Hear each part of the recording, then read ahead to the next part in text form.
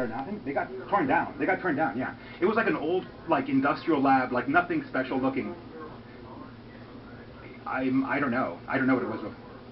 Oh, no. And then they moved to what used to be the old Sun Microsystems thing. If you go to the end of Willow Road, it's this massive campus thing, and now they're building onto the other side into Menlo Park. But it's like officially Menlo Park, but it's really across the street from EPA or East Palo Alto. But so you were at San Quentin and yeah. And Palo Yeah. Okay.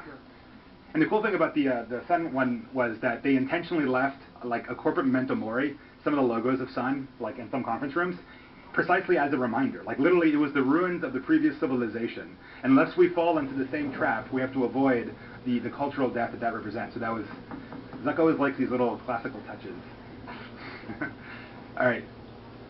If you could comment on the reception of the title of your book and whether it has any relationship to information theory and monkeys typing at typewriters. No. So it's funny. The first title for the book was way more wonky than this.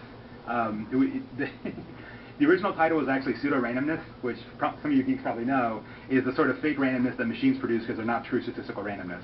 The idea being that like my life was pretty random, so whatever. But then it's funny, they totally snookered me and they said, okay, we'll do a book, we'll keep the title, and then like a month they're like, screw the title, we'll get rid of it. And so Chaos Monkeys actually is also kind of wonky, but in a different way. It's a diagnostic software package that Netflix developed.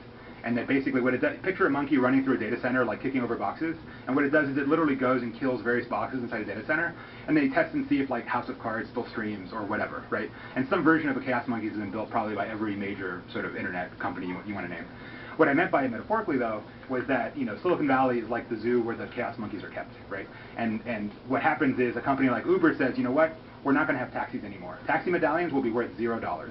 We're going to have a mobile app, and anybody who wants to be a taxi driver can suddenly drive effectively a taxi. Or you know what? We're not going to have hotels anymore. We're going to have this thing called Airbnb, and anyone with a spare bedroom can do their own thing. And it's funny. Part of this book was written in Barcelona and Berlin, actually, early part of last year. And I went to Barcelona, which is Airbnb's largest real estate market in Europe. And Barcelona has been like completely roiled and arguably ruined by Airbnb, right?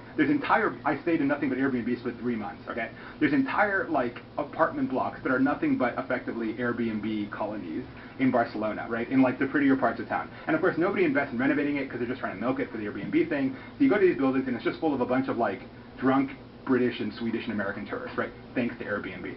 And it's just like literally what 40 years of fascism couldn't destroy. And same thing in Berlin, by the way. Or like the U.S. Air Command during World War II could not manage to somehow the Airbnb is destroying Berlin and Barcelona effectively, right? And so that's what I mean by the Chaos Monkeys phenomenon. They're basically pulling the plug on everything, and everyone's just kind of like trying to survive, the result of that. So that's where the title is.